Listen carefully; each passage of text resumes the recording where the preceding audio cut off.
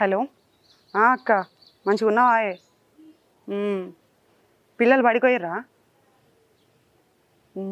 ఏం వంట చేస్తానవే?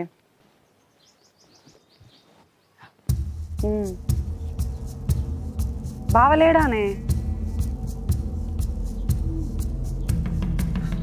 అక్క ఇగో చికెన్ తీసుకొస్తాను పోయిండు, ఇంకా రాలేదు.